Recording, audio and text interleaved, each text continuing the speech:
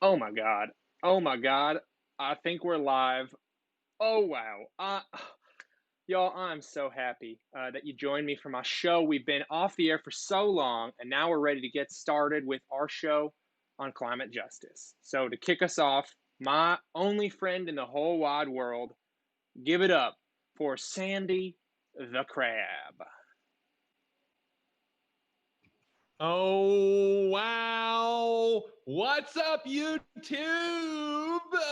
Oh my gosh, we are back. And no, I'm not referencing the hilarious Disney movie of the early 90s about scary dinosaurs. I'm talking about An Inconvenient Talk Show. So I guess hello and welcome to Climate Town Presents An Inconvenient Live Stream. Tonight's topic is climate justice. It's great to see everyone. My name's Sandy. I'm your co-host / hermit crab. Thank you. I just unburied myself after 6 months. Did I miss anything?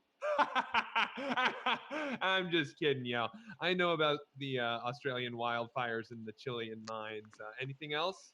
Hey, come on. Seriously, though, I have been reading the news. I know what an insane cocktail of pandemics and protests we've been having. It really scares me.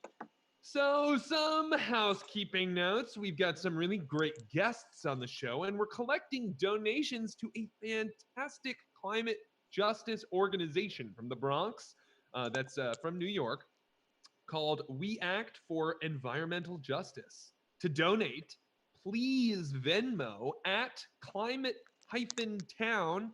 That's at sign climate-sign town. I meant to say hyphen sign town. Sometimes you talk weird. Anyway, I'll also be monitoring the comments like Zenturo, who said, "Good to see you, Sandy. It's also good to see you." So, if you have anything to say, come on, let us hear it. And maybe, you know what? I'll even respond to it. Like Stuart Aronson earlier said, "Good to be here," with a period at the end. Great grammar there, Stuart. Davis Byers says, "Let's do it." Also, some decent punctuation there, but no period. So, everybody's all over the map. Very excited. But our bar is low. Okay, as you can see, I'm going to respond to pretty much every comment unless we get Zoom bombed. But now, normally, I'd throw it to your host of the show, former vice president and human skim milk Al Gore. But we've got a special guest opener. So here we go. Hello from the future, also known as European time, and welcome to the show. My very good friend, Mr. Should Have Been President Gore, asked me to introduce his show about climate justice. My name is Alicia Perez-Porro. I am a marine biologist by training that now connects gender equality, climate action, and science diplomacy for a more sustainable future. I was also the very first guest at the Al Gore's Inconvenient Talk Show almost 2 years ago. Ladies and gentlemen, please help me welcome Dr. Alicia Perez-Porro.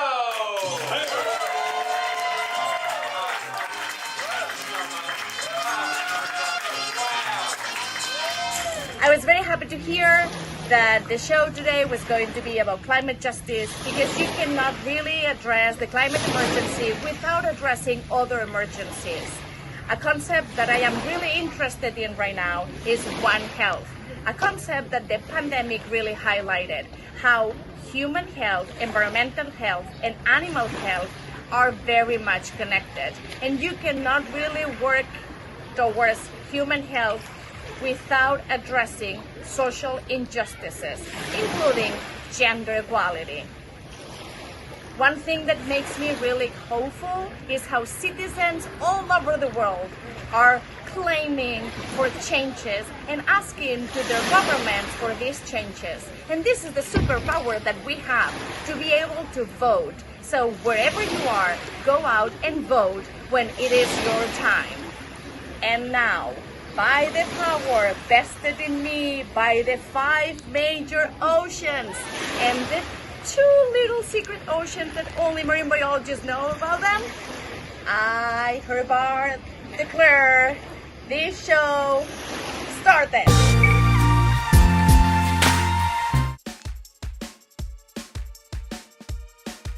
Okay, that was a really great little opener there. And before I introduce you to our special host, I do want to say we already have a handful of donations, which is amazing. We've got donations from Michael, Eileen, and Katie. Thank you so much. Let me just reiterate for those of you just joining, we are raising money for an awesome organization in the Bronx called We Act for Environmental Justice. To donate, simply Venmo at climate-town. And now, please join me in welcoming to the live stream, Al Gore! Oh my God, Sandy. Oh my God. How are you? Haven't seen you in almost 5 months.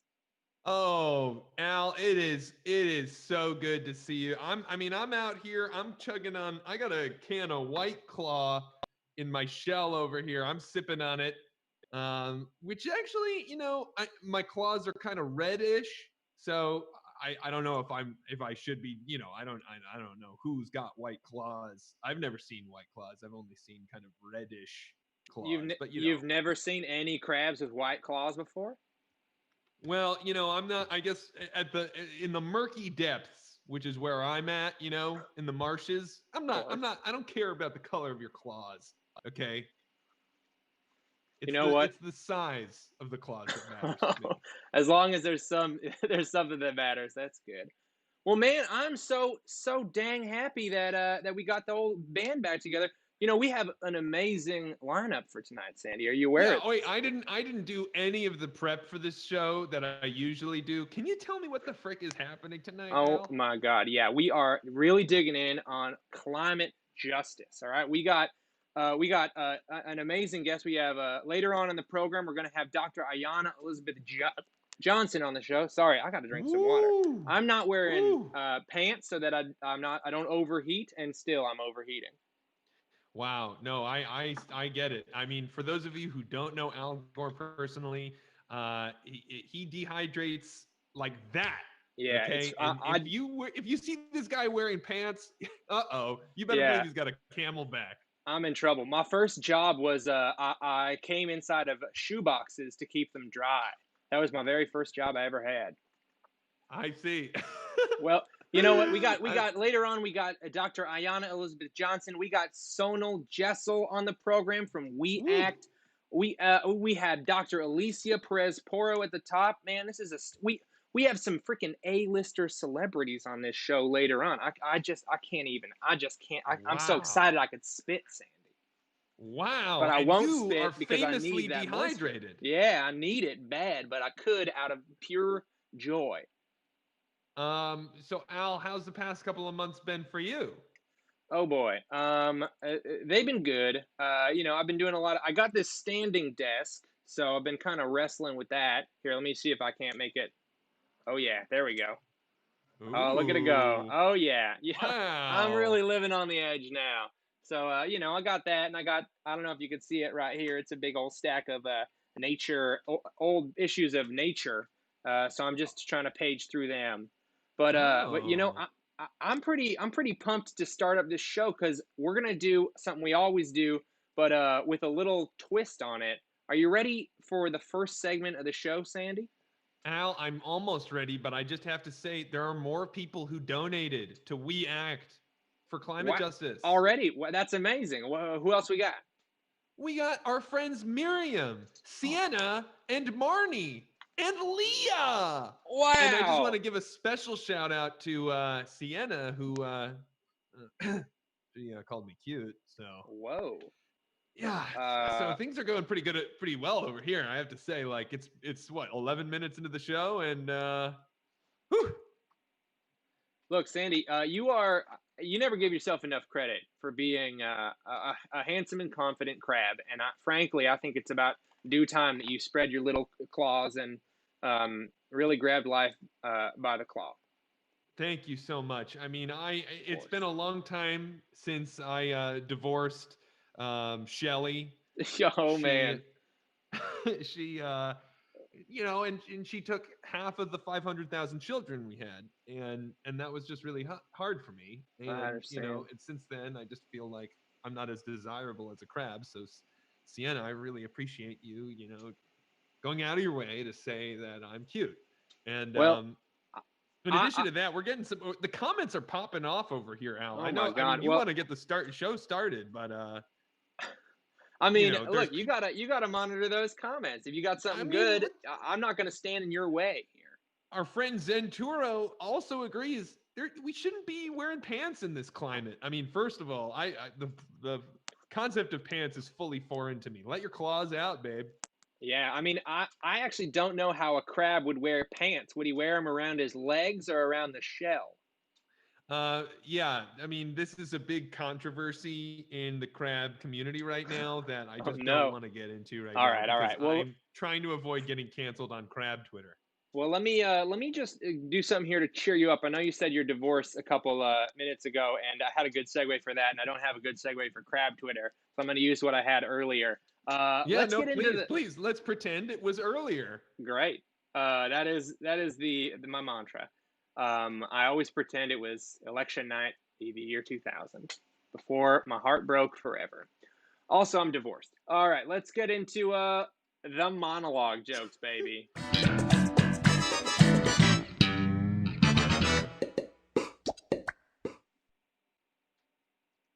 All right, and I'm pretty dang excited for these monologue jokes. Hang on, I got them right here. But honestly, I've been noticing that my joke writing has needed a little bit of help recently. And do you remember that old bit we did during the Marvel show called the Al Vengers? Do you remember that, Sandy? Yes, the Avengers. That was you created a version of the Avengers because that was popular at the time because Endgame came out.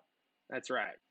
Well, there's always a new Marvel movie right around the corner, and I had this graphic that I never got to use, and I did pay an undergraduate over $14 for it, so I figure I should Oh, use it that's a here. steep price. Yeah, well, it also transports us to an alternate reality where we can collect other Al Gores from different realities to help me with my monologue jokes. So let me just go ahead and get into this portal here. Here we go.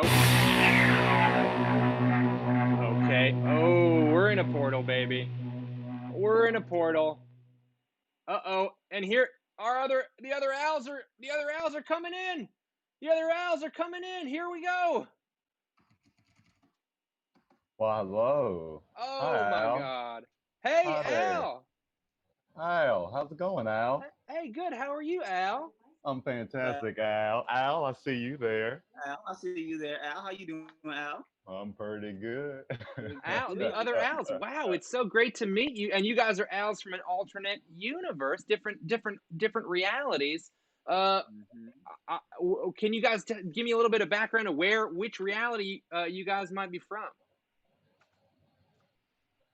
Al, would you like to go? Al. Oh, so fair enough. polite. Look at you guys. So I polite. really see a lot of myself in you guys. Right, right. Well, hi, my name is Al Gore, and I'm from the universe where weed is legalized here. Oh, okay. Weed is legalized. So I go by the name of Al Green. Wow. There's a real Al Green. Does he exist in your universe? Are you referring to the politician Al Green or the televangelist Al Green? Because we have two more Al Greens here, and one's a televangelist, and the other one's a politician. Wow. There are so many Al, and so despite the fact that there are already two Al Greens in your universe, your real name is Al Gore, but you're going by Al Green. Why, yes. Well, Tipper and I, we have a nice little dispensary located in Kingsport, Tennessee. It's one of the biggest dispensaries here. Wait, in your universe, you don't get divorced from Tipper? No, we're like meant to be. Oh Why, no. what's going on with you and Tipper in your universe, Al? Well, we wrote a book that was called Joined at the Heart, and then we got divorced. So that's kind of the whole long and short of it. I'm sorry, I don't want to dwell on my Tipper. Yeah, don't worry about that. Yeah. The show is just space, and sometimes you gotta like suppress the carbon levels in your heart. wow. Yes. Okay. Now you, Al Gore. I'm really sensing a kinship with. Which universe are you from? Oh, I'm from Earth 2, Al.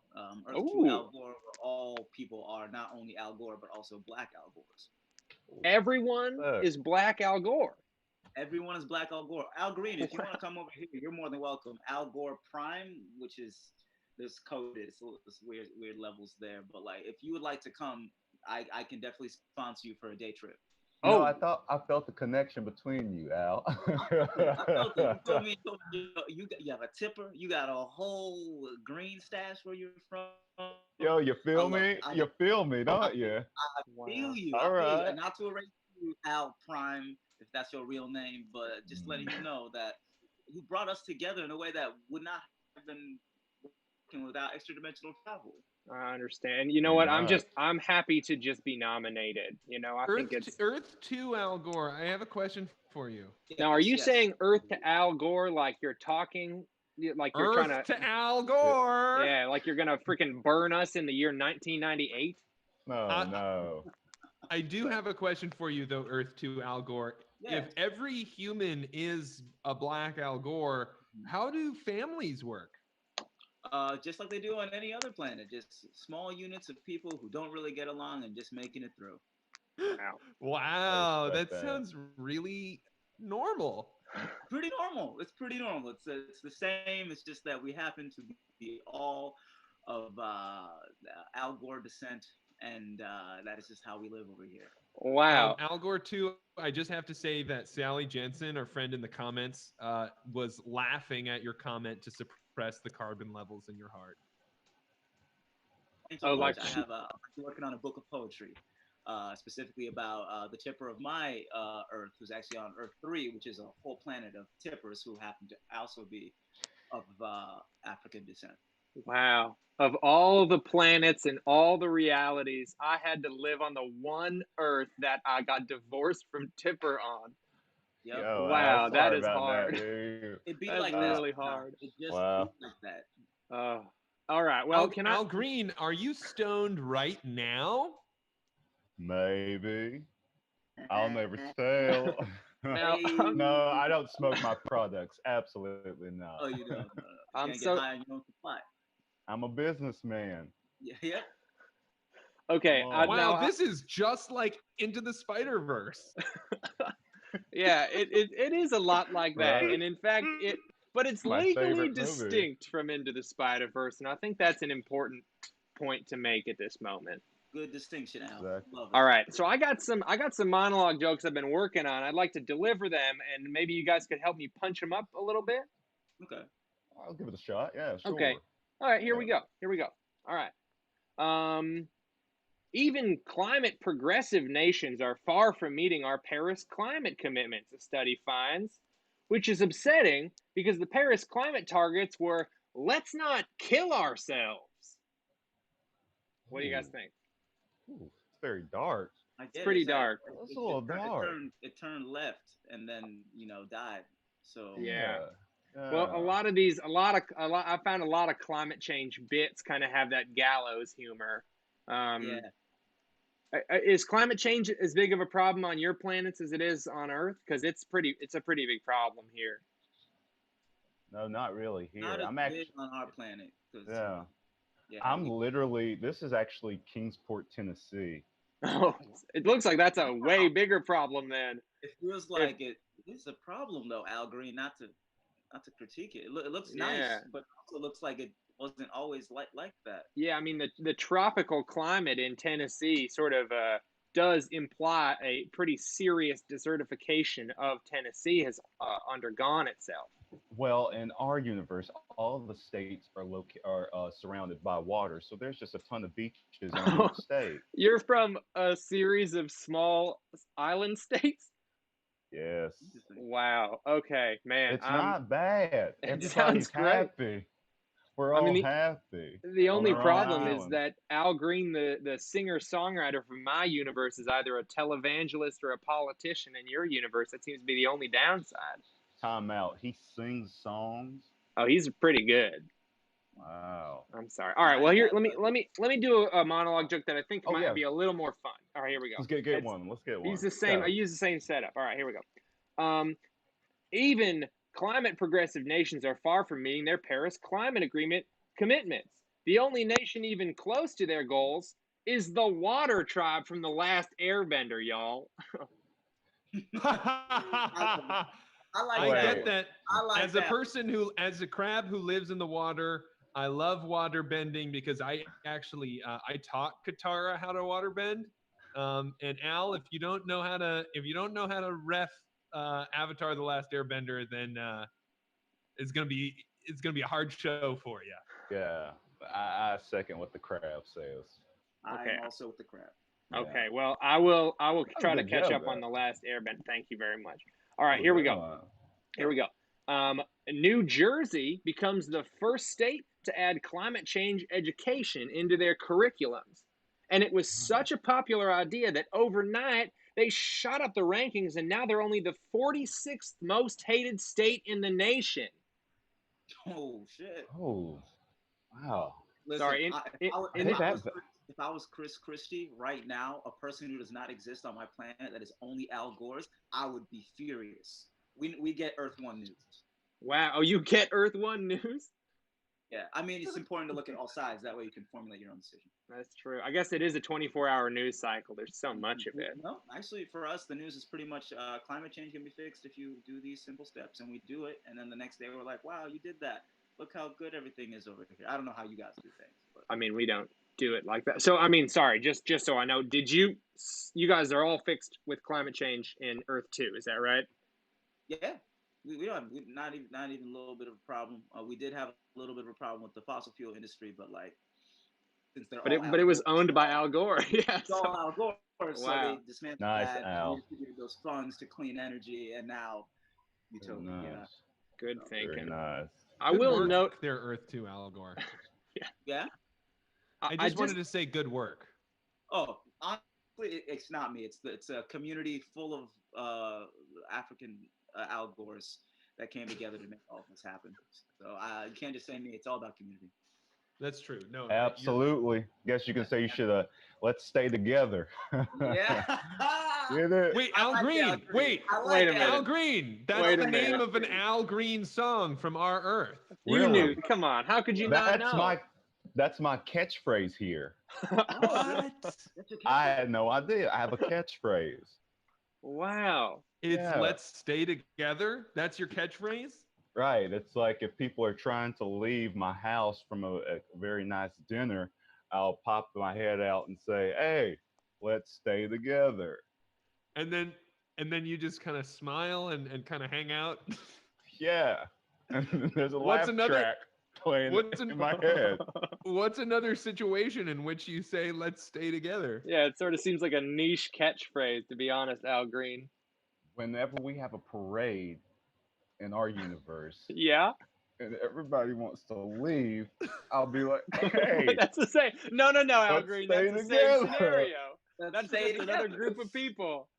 But it's the same. It kills here. I'm telling you. Yeah. It Okay, kills. I mean, Kills in next my time universe, there's a too. parade. Next time there's a parade and people want to leave, I'm just going to say, let's stay together and we'll see what people think. But it might not work in your universe. It works perfectly here. Everybody's high here. That's what I was gonna say. I was Yeah. like, we have to put that back into context. Everyone is high there. Every joke it just Preach. slaps over there on his Earth. That's why I want to Hey, come there. I want to preach. come there. Some Come of these other on. black force don't be laughing at my words. So Come on, you gotta Brother come over there and Gore. press on my truck. I Come do on, want to. Brother I Al. do just want to say, in the comment section, we're getting a lot of feedback about this multi-dimensional Al Gore reunion. There's a lot of puns going on. Sienna Templeman calls it different realities. Wow, that's good. Love it. That's a good Love one. it. Marnie Williams calls it alternate realities. Wow. Also That's a good. one. Also good. Okay, and then We Act for Climate Justice asked, it's like the climate apocalypse. Oh, wait, are they? Ah. So do they hate this? Is that why they said that? Yeah. I don't know about that. But also I also want to respond to some more recent comments where people are discussing the quality of the stream in technical terms. Vienna Rose says the sound is perfect, the image pretty consistently frozen. So we're wondering. Some people are seeing it frozen. Anything you could do there, Al Gore primary? I mean, I guess I could, if you want to really take a peek behind the hood, I guess I could. Do you want to go blow on the modem here? I don't have any. I could exit out of this keynote, I suppose. Hang on, I guess I'm gonna just do that real quick. I mean, I don't need it. Al Prime, does your internet provider provide an interdimensional portal coverage? Because that might be slowing down the bandwidth. Oh, I don't know. True. I mean, I got Spectrum doesn't cover interdimensional Wi-Fi roaming. Yeah. Jeez. So. Well, maybe it's I don't know. Maybe there's somebody who's draining all the Wi-Fi in my apartment. I don't think so. While you, the fact that Al Gore shares an apartment is a delightful reality. I also just want to give a quick shout out to more people who have donated to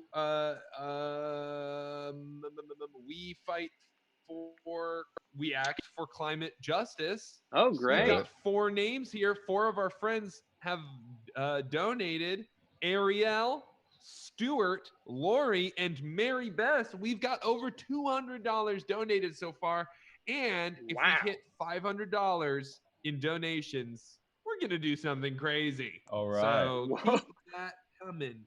All right. Nice. Well, let me just, I got one last monologue joke for you, and then we got to keep this thing moving because we got a great guest coming right up. So here we go. All right. So this is, I think you guys will like this one, judging by the other ones that you liked. All right, here we go. Earth ties the record high May heat reading. That's right. The last 7 Mays from 2014 to 2020 have been the 7 warmest Mays on record. The only hotter May on record was Marissa Tomei's portrayal of Aunt May in Spider-Man Homecoming. That is a fact. That was a weird move from Marvel's part, but I am not going to disagree with that. He is very. I'm a crab, and I want to have sexual intercourse with that woman. Wow. Okay, that I feel like that was maybe. Yeah. All right. Well, look, alternate reality Gores, thank you so much for being on the show. I mean, I hate to rip you from your own universes, but I really had a nice time. Thank you for joining this universe. Thank you. Thank you. Remember, legalize it. Legalize it. Let's stay together, Al Green. Let's stay together. Wait, that was a perfect opportunity for Al Green to say his catchphrase. All right, well, here we go. We're going to go out of the wormhole. Ah!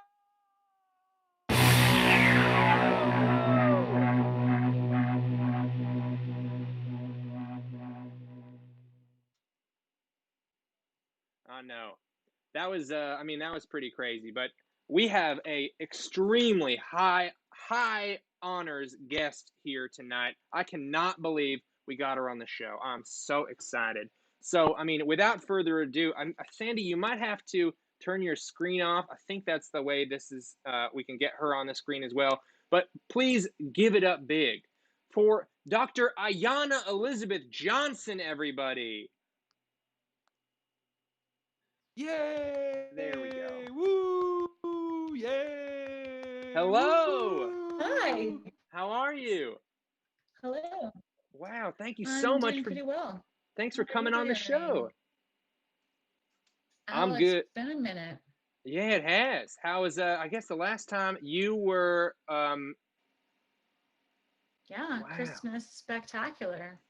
Wow. And yeah, and I mean things have really taken an interesting turn since then. Mm-hmm. All right. Well, I mean, it's a little bit different. I now live upstate New York at a farm with my mother and 150 chickens, and terrible internet. So we'll see how this goes. Well, I mean, as long as I can see just the outline of you, that's enough for me. I'm just the outline is enough. Dr. Ayanna, I mean, I know all about you, but for the people who maybe are not familiar with you, can you give us a sense of who you are and what your background is. What got you interested in climate justice? I'm a Black person who lives on planet Earth. So seems like we should save the planet and make it also safe for Black people. Yeah, absolutely. I mean, while we're hoping, right? Yeah. But I grew up in Brooklyn, New York, and had a dream as a kid of becoming a marine biologist, and then I actually did it. So that's the kind of doctor that I am. And my work has always been thinking about the intersection of environmental issues and people, because it's people who are causing the problems, it's people who are impacted by climate change and other environmental issues, and it's people who can solve them. So, so yeah, to me, it's always been intertwined. Perhaps it's because my dad was Jamaican, and just understanding how he grew up intertwined with the ocean, and thinking about how much things have changed since he was a kid. And my mother, who retired from being an English teacher to become a farmer, not knowing what that meant. And now she is up at dawn to feed the chickens every day. And I get to eat fruit out of the garden on my rare breaks from infinite Zoom calls. So I think anyone who is keen to connect the dots between climate and justice can do that. I mean, if we look at Hurricane Katrina, Hurricane Sandy, the floods, the fires, all of these things tend to impact people of color and low-income communities first and worst. And so when we think about, saving the planet, we should be thinking about who are we saving it for? And so yeah, that's why I care. Fantastic. And now, I mean, I could be wrong, but I'm seeing you all over the internet right now. I mean, you're doing a podcast. You got 7 books coming out. You're on everybody's talk show. What sort of projects are you most excited about right now? And and how do they relate to climate justice? I am definitely on more parts of the internet than I normally am in the last few months. I think for most Black Americans, there's been this like crazy deluge of like, come on my show, let me interview you. Like, can you advise my company? And I just want to like email you my feelings. And so I've said yes to some of them. It's great to be here with you, Al, for example. And I think it's a time when I actually wanted to go hibernate and just be in nature, and I'm trying to write a book, but I realized if now is the time that people actually are ready to listen, then now is unfortunately the time I have to be talking. So the timing isn't perfect, but we all have to make the most of this moment when eyes are opening to and there's this inflection point, it feels like, in American history. So it's like, well, which direction are we going to go? And so I'm honored to be a part of that conversation. So some of the projects I'm working on, a podcast with Gimlet and Spotify called How to Save a Planet. Oh, and those the are trailer 2 will drop big. on August 6th, and then. Sorry, I was just going to say Gimlet and Spotify. Those are the freaking twin guns of the podcast world right now. That is a hot ticket item. Yeah, so I'm co-hosting, co-creating this show with Alex Bloomberg, who's the co-founder of Gimlet. And it's been amazing. We're focused on climate solutions. We have 2 incredible reporters, Rachel Waldholtz, who's been covering the fossil fuel industry in Alaska and the climate negotiations out of the UN. And we've hired Kendra Pierre-Lewis, who was at the New York Times on their climate desk for a while, and now she's also a reporter for our show. That is the correct face to be making. We have an incredible team. We have 2 producers, we have a composer, we have an editor. And so to everyone who is subscribing to Spotify, thank you, because there's enough money to hire a team to make a climate podcast during a recession and pandemic. So stay tuned for that. We're just mixing our first episodes now, and there's a lot of jokes in it.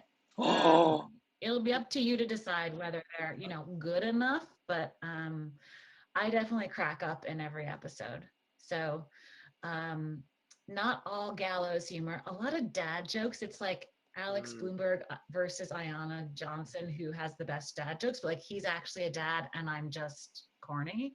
So we'll see how that plays out after a few episodes. Is this Alex Bloomberg of Reply All fame? Yeah, and Planet Money and Startup and This American Life. It's basically like a radio god who I met at a dinner party, and he told me he wanted to do a podcast on climate change, and I was like, yeah, but like, who are you to do a podcast on climate change? Like, what do you actually know about this topic? And I maybe had like 2 glasses of wine, and I was just like, another white dude who thinks he knows enough about climate, he should be having the mic. And I was like, you need a scientist as a co-host, maybe like a woman, maybe a person of color. And I was like, oh, you should just pick me. He was like, who are you? But yeah, we've been in development for like 8 months. So we're really trying to get this right before we launch. And I think we've built the perfect team, and it's going to be great. I mean, I think a lot of the sort of communications about climate change is about, ride your bike and your individual carbon footprint, but we're really focusing on the systems change. Because one thing that coronavirus has shown us is that even we all basically stop doing anything and stay at home more or less and stop driving and flying, I mean, emissions have only dropped like 8%. So clearly this is not all about individual behavior. We need some like larger changes in our energy and transportation and manufacturing and land use and all of that too. So we're gonna focus on giving people ways to be a part of these larger solutions and telling the stories of what's working and what needs to work. That is fantastic. And I have to say, when you said another white dude who thinks he knows everything about climate, I mean, there only needs to be one, and it's Al Gore, and then everyone else can take a hike. All right, I planted my flag in this thing with my documentary that won me a freaking Oscar, y'all. And now I did it. So everyone else can just kind of, all these other white guys trying to claw at my shoes. You're not going to get it. How do you feel about Bill McKibben? You're like, you want to cancel Bill McKibben? No, Bill McKibben rocks. He's cool. I mean, and in fact, he almost got canceled by a bike recently. So I hope. Yeah, he got hurt, but I think he's strong. Still tweeting about how everyone should buy my book, like from the hospital, because he's a gem. Now that's a perfect transition. Yeah. I'm so excited about all this stuff. So with Dr. Catherine Wilkinson, who is Vice President of Project Drawdown, she and I were sort of rage hiking in Aspen, angry about the state of the climate movement and the lack of diversity in who gets to be leaders, who gets to be funded, who gets the mic. And the shine. And we know all of these incredible women who are doing super important climate work that no one knows about. And, writing a book is still often the path to being considered a thought leader. So they weren't going to stop doing their work to write a book. And we're glad for that. So we thought we would bring the book to them and curate and co-edit this anthology. So we just announced it this week. It's called All We Can Save: Truth, Courage, and Solutions for the Climate Crisis. And it's essays by 41 women climate leaders on everything from policy and activism. There's like teachers and journalists and farmers and designers and architects, all of these different aspects and areas of expertise that are going to be needed to really deal with the climate crisis. People from all over the US, 3 generations, a huge diversity of races and backgrounds, and poetry and art and quotes. And it's just this super beautiful collection of wisdom. And it's been such an honor to help to help create this. And so it comes out on September 22nd. It's available for pre-order now. And yeah, that's the book. So we'll actually be doing sort of like a book club with the world, reading, 5 essays at a time and discussing them after it comes out. So I hope people will stay tuned and sort of dive into all this with us. So you can find out more about the book at All We Can Save. And the website is allwecансave.earth if you want to know who is in the book and get a sneak peek. That's the place to go. Wow, excellent. I mean, I pre-ordered my hardback copy already. I'm going all the way. Yeah, It's recycled paper, by the way. Like, don't worry. That's good. That's good. And also, like, the ideas inside the book, I feel like kind of would outweigh the amount of paper required to print the book. But if that makes you mad, you can just go rage special hike. dispensation to kill trees. That's right. I think this is like the nicest thing anyone has said to me today. You are officially, you have a tree murder clemency. As former vice president, I will pardon you. You can kill up to 41 trees, 50 trees. I just want to also jump in here, Dr. Johnson. There are people in the chat who, first of all, are saying they're so excited for the podcast. First of all, I want to subscribe now. Can you remind me what the name of the podcast is? You cannot subscribe yet. You have to wait until August 6th. I don't want to wait. I want to subscribe now. I don't want you to wait either, but them's the breaks. I actually have a back end code to the internet. A planet. So I'll let you subscribe. It's not on there yet. That's the thing. I have a back on end. The internet yet. I have the back end though, so I have all the media. It's all in the internet. Here's the other thing, Dr. Johnson. You're getting a lot of support for rage hiking. Celia Gurney and Vienna Rose and Mary Beth Pritchett and Stuart Aronson all are in favor of rage hiking. And it sounds really nice. You just gotta, trounce it out there. And there's this beautiful metaphor in it, which we didn't realize at the time, was that aspen trees are actually a connected single organism underground. All their roots are intertwined. They're sharing nutrients. They're sharing information. They're holding each other up. And they live for hundreds and hundreds and hundreds of thousands of years as these larger units. And so we think of the anthology in a similar way, that there's this web of support in what we have come to call the feminist climate renaissance, that we need, this other half of the planet to be in leadership roles as well and be well-resourced and listened to. And my mother has a poem in the book about climate victory gardens and farming. And she has been reading an advanced copy and talking to me at breakfast every day and at dinner, and just, she's so excited about it. And it's such a joy to see her tear up at the sad parts and laugh at the funny parts. And there's some really good poetry in this book too. It's having your job be to read nature poems and pick your favorites and put them in between your favorite people's thoughts about climate is just basically the best job ever. Yeah, it feels kind of nice. You can rage hike for a couple hours, then you get to do that, and your whole day is covered. Yeah. On that same hike, actually, we came up with another idea that we're bringing to fruition next, which is this idea of how do we support women climate leaders? How do we actually give them the resources they need? And so around the All We Can Save the book, we're building the All We Can Save project, which is a nonprofit to support the leadership of women, especially women of color who are doing important work on the climate crisis. And so that will launch with the book so that people can, if they want to, chip in and be a part of this renaissance that's needed. Well, that is fantastic. I cannot wait to get my copy of All We Can Save. I can't wait to listen to your podcast. Just give us a little sign off series of maybe your thoughts on what you're hopeful for in the next couple of years.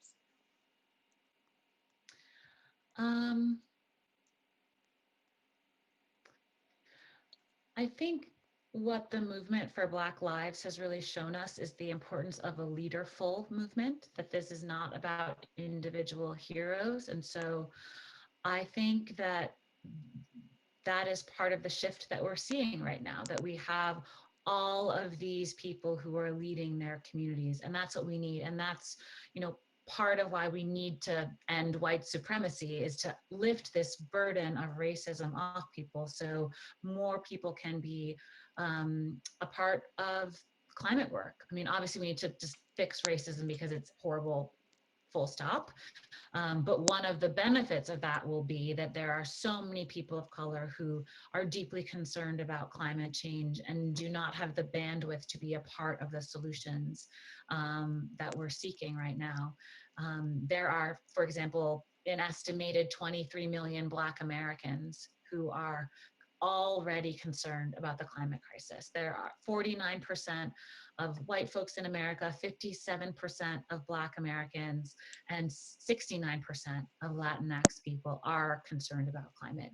And so to the extent that we can be not just, you know, to the extent that we can be deliberately welcoming of people of color into the environmental movement, that's the only way we win. Because like we need to build the biggest team with the best ideas and people leading all these different communities. So I think that's what I'm thinking about right now, is how do we encourage and sort of unburden and unfetter all of the incredible potential that already exists, that's being suppressed because of racism and white supremacy and all of the other structures that are really broken in our society. So as much as it's like, I just want it, like solving climate change is hard enough, do we really need to deal with racism at the same time? The answer is unfortunately yes, because we're talking about people who can or cannot fix the problems. So we're going to need the people to be able to do the work and participate in the numbers that are needed. So I guess that's where my head is at these days, is building a flourishing, leaderful, diverse, creative, joyous movement that is full of art and really focused on visions of what the world looks like if we get it right. Because we have all the like apocalyptic visions of the future pretty well described and pinned down, Yeah. but we don't have enough visions of like, what does it look like if we actually get it right? And so how do you run away from the apocalypse, but you don't know what you're running towards? So everyone's kind of like sauntering into the future where we're hoping the climate crisis is better. But like, if we had something to run towards, I feel like we would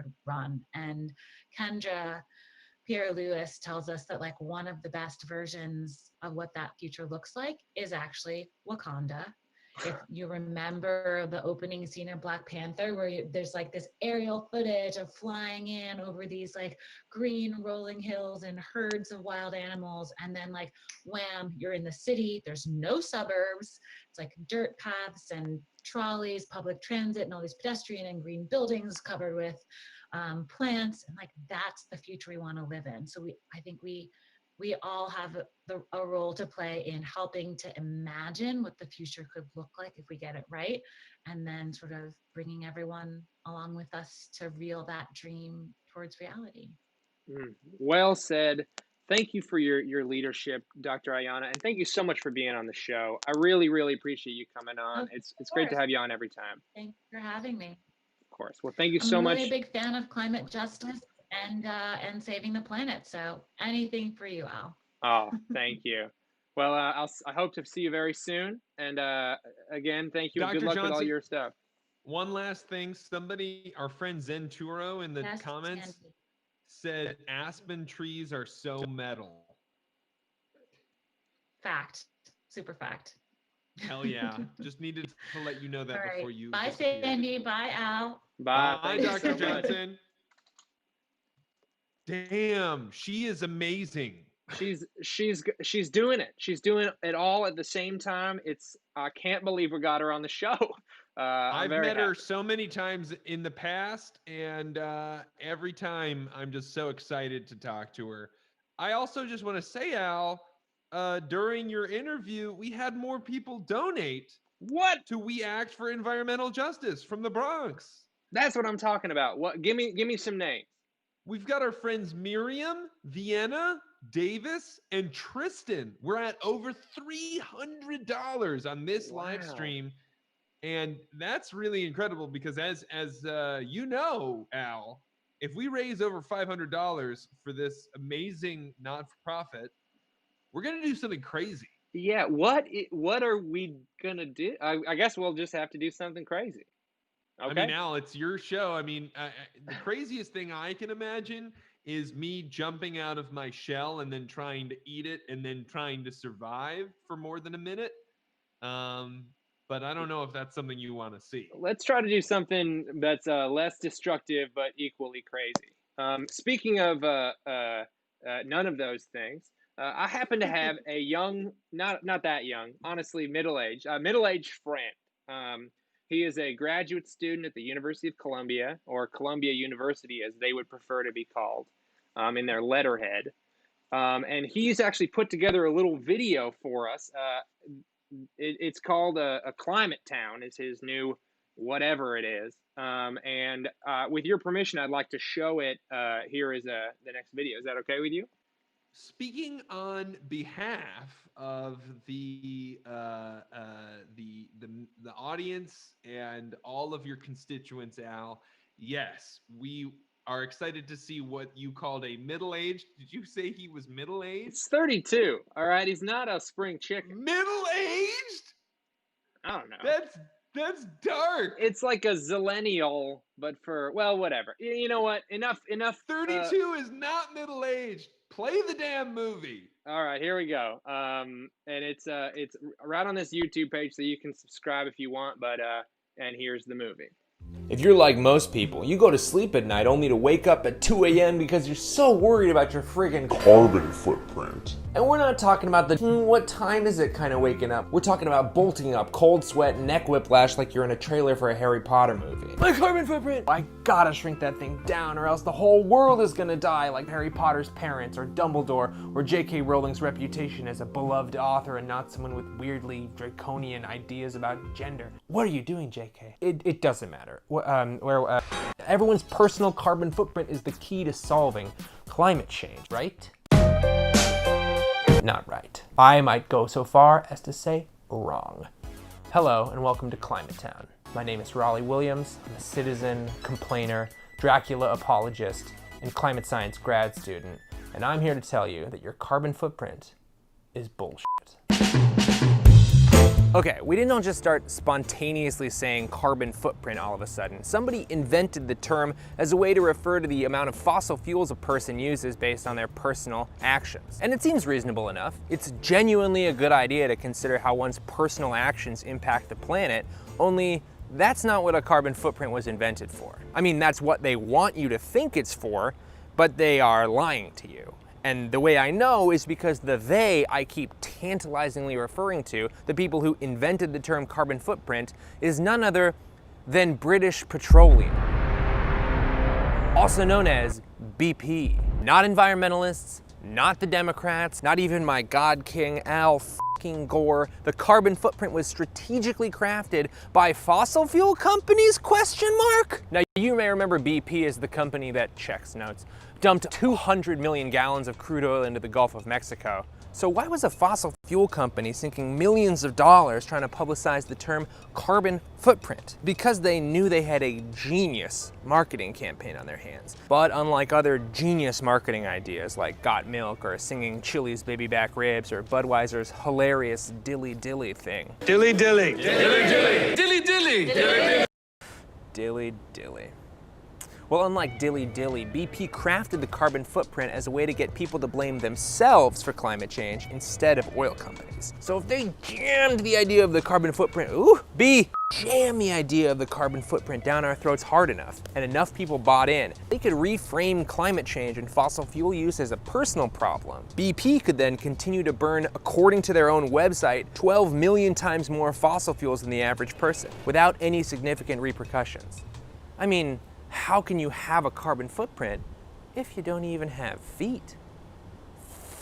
Excuse me, sir, we're trying to shoot a thing here. I don't know where this cat came from. Cat. Hey, I'm doing a thing about how BP invented the carbon footprint. Oh, you already knew about that? This whole thing started as a way for BP to deal with that thorny little PR nightmare. You might know it as climate change. And if you don't believe in climate change, first of all, thank you so much for watching. I thank you. But regardless of whether you do or don't believe in climate change, it's irrelevant because BP officially does believe in climate change, and not just internally. In a 2005 advertisement, they proudly exclaimed, "We became the first major energy company to publicly acknowledge the need to take steps against global warming." And with a serious statement like that, I mean, oh boy, I think we can really expect BP to divest from oil and invest in renewable energy. And what do you mean that didn't happen at all? Like at all? What do you mean I shouldn't be surprised? What do you mean, who am I talking to? What do you mean the whole "what do you mean" section's gonna get cut? Okay, it's gone. What do you mean, who am I? But you can't just fake it, right? I mean, you gotta have a little thing called showmanship. And that's why BP hired marketing superstars Ogilvy and Mather. Ogilvy and Mather. And they gave them the paltry sum of $250 million to make them appear environmentally conscious without the obvious downside of actually having to care about the environment. It's a good script. It's a good script. And these Ogilvy and Mather guys are good. Okay, they're like Don Draper from Mad Men good.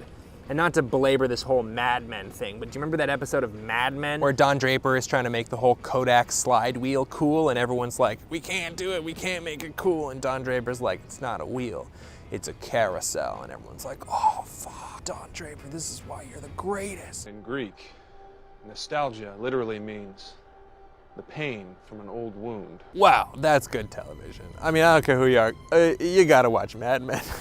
Sorry. Anyway, apparently this whole blank is Greek for other blank thing is an old advertising standby because the Ogilvy and Mather boys named the BP rebrand the Helios campaign, which is of course Greek for sun. They actually spent more money telling people about their solar energy projects than they did on their solar energy projects. This guy gets it. You get it, right? I'm sorry, it's too hot outside. I couldn't do it anymore. People were so desperate for a solution, or at least a way we could start to make a difference, and BP gave that a name, and then they spent millions of dollars making sure you would know by TV advertisements, newspaper ads, carbon footprint counters, the works. In this whole video, I never actually defined what a carbon footprint was, but you know what it is, right? The amount of fossil fuels a person uses based on their personal actions. No, you totally do. I guess I did. I don't remember. I was in the sun for a lot of today. Even actual environmentalists adopted the concept and pushed the idea of lowering your carbon footprint as the way to solve climate change. To be clear, you can and should reduce the amount of fossil fuels you use, and you can and should feel good when you do that. But the problem is that it is physically impossible for an American citizen to reduce their carbon footprint to even double the global average, because built into your carbon footprint are all sorts of things that are outside of your control. We're talking highways, bridges, ramps, both on and off, the military, and a whole bunch of other services that the government, in part, uses fossil fuels that are supplied, in part, by BP. And it's not a small fraction. The majority of your carbon footprint is made up of fossil fuels burned on your behalf. It's kind of like when your mom sends her friend Nancy a birthday card, but then she signs it also from you. I was not involved in that card, Nancy, and I do not endorse the role model pun, nor would I have chosen a Cars 2 novelty stamp. Now you might be thinking to yourself, hey, come on, man, corporations gotta corporate, okay? It's not BP's job to save the world, all right? They're not doing anything illegal. Basically, I'm hating the player and not the game. Well, if I could continue that metaphor a little bit, I would say that this is a scenario where the players have gotten so rich and so powerful that they've either bribed or bullied the referees into making whatever they want to do legal. And they've also set the stadium on fire, and they've blamed it on the hot dog salesman, or the fans. Blamed it on the fans, whatever. BP regularly lobbies against regulations that would force them to make fuel cleaner. They tell people they want a carbon tax, and then they spend millions making sure a carbon tax gets shot down. They've actually conspired with other fossil fuel companies to slow down electric cars and more fuel-efficient modes of transportation. It just leads us to the inescapable conclusion that we as consumers are not free to choose between fossil fuels and a cleaner alternative because fossil fuel companies have rigged the system. It would be a lot like if Michael Jordan was allowed to be the producer on that Michael Jordan documentary, Save the Last Dance. So if there is a conclusion, and there is, and it's this: we can't shrink our personal carbon footprints down enough to stop climate change if we let fossil fuel companies just crank it right back out. Oh, they'll preach the gospel of carbon offsets or low carbon fuels or net zero by 2050, but these are the exact same companies who have spread misinformation and lied and generally dodged all responsibility on global warming for 60 years. And I am not saying the consumer is blameless here, okay? BP may have provided the oil, but we used it. Both BP and the consumers are to blame here. But in order for us to get anything done, BP and other fossil fuel companies have to admit some real culpability here and make some genuine moves to help shrink their own massive carbon footprint. This is the part of the video where I would normally tell you just to vote for people who believe in climate change and leave it at that. But ironically, the real solution is a little more victim blaming. We all have to be super goddamn annoying about climate change for the next 10 years. We have to talk about it all the time. We have to read about it. We have to tweet about it, JK Rowling. We've got to make TikTok dances, Instagram memes, t-shirts, novelty stamps, the whole 9 yards. Now, it would be awesome if we could just throw a vote at climate change every couple of years and then be done with it. But the sad reality is we're just past that point. And that brings us back to our carbon footprint. Now, even if everyone in America was just thirsty as hell to shrink their carbon footprint and we all did it, we would still be in this climate crisis. Now, it is a great idea to bike to work if you can, or switch to a vegetarian diet, or take fewer flights, but it is not gonna stop climate change. What is gonna stop climate change is if we force our corporations and our institutions and our governments to stop burning fossil fuels. Now, it is partially our fault that we got here, but it is also majorly the fault of BP and Exxon and Shell and these fossil fuel companies that got us addicted to these fuels in the first place. So let's get to twerking about it. Thank you so much for watching. This has been Climate Town. I'll see you next time. Excuse me, sir. We're trying to shoot a thing here, and roll over. You get that?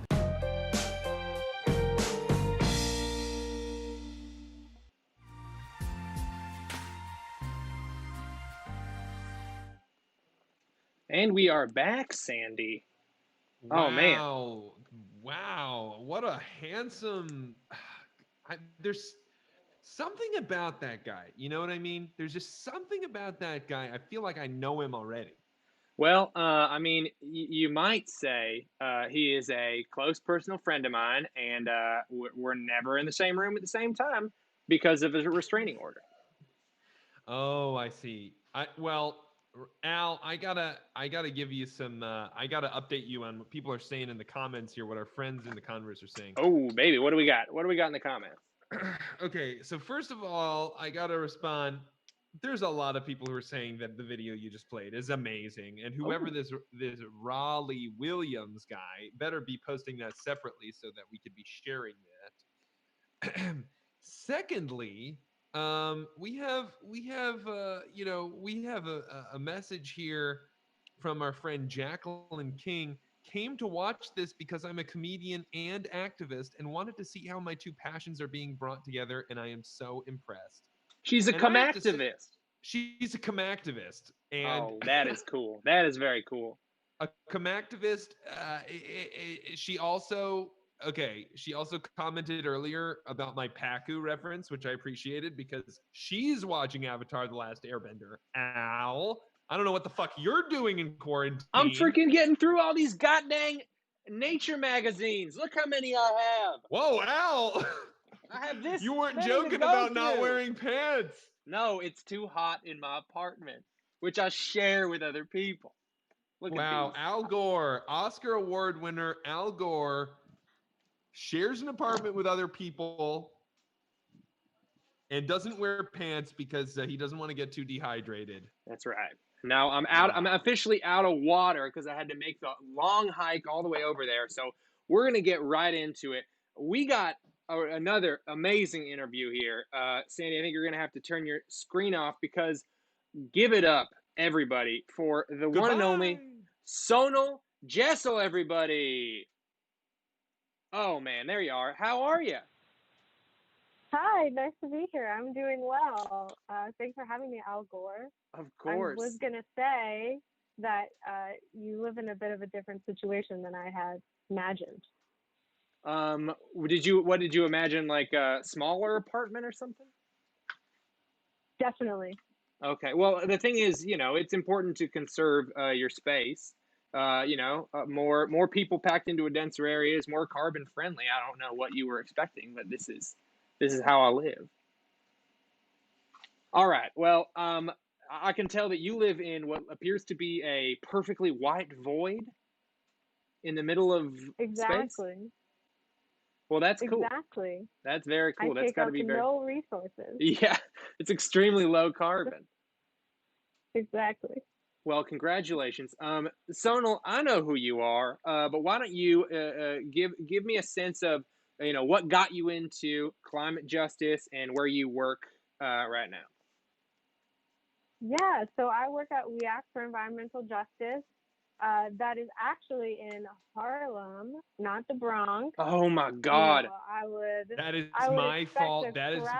I'm so sorry. Sonal, water division. You're That's so right. I do hang out in the Harlem River a lot.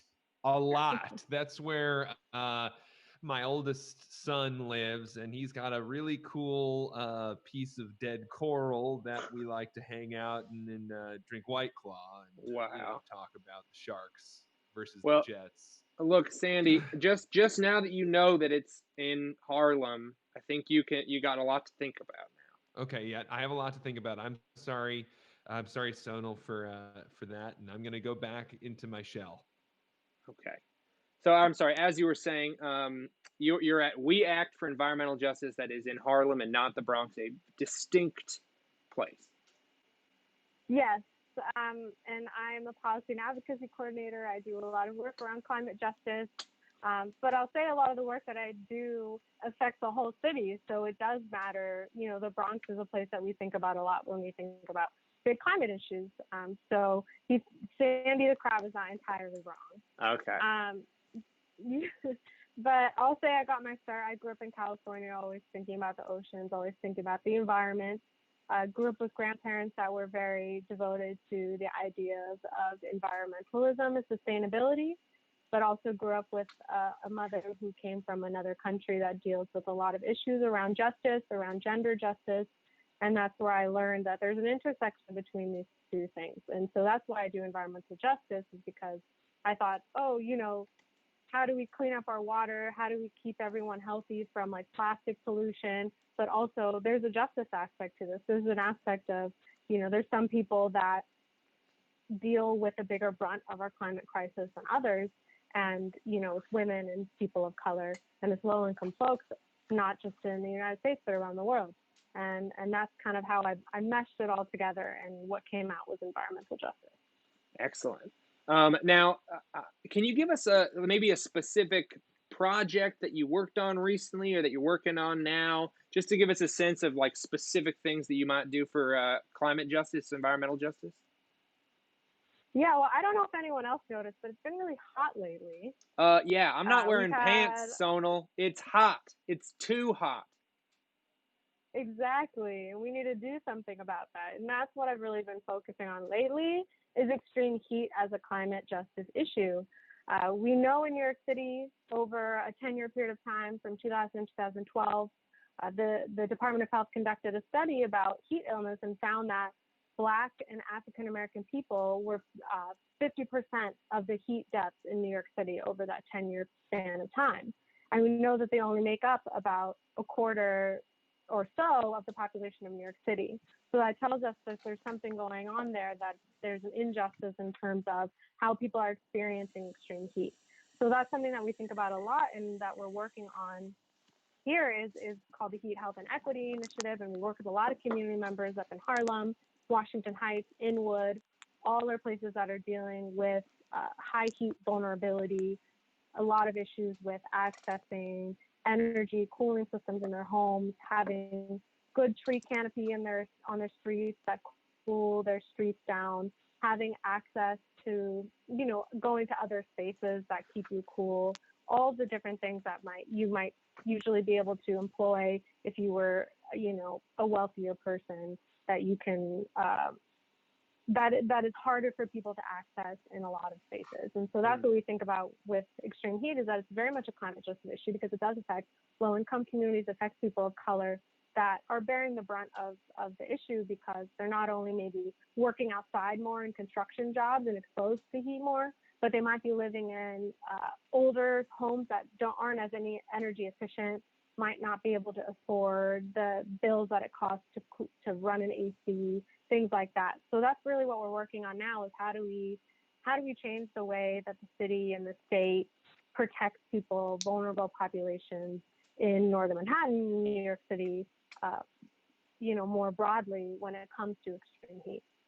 And so specifically, I think you mentioned that you're opening up more cooling centers, and what is that process? How do you go about that? Yeah, so that is run by the New York City Emergency Management and the New York City Department of Health, as well as with the Mayor's Office of Resiliency. There's a lot of different people that are kind of working on the same issue, and they're trying to open cooling centers this summer as free spaces for people to go to cool down. Normally there's multiple hundreds of them open in the city. There might be like public libraries, senior centers, community centers, spaces like that.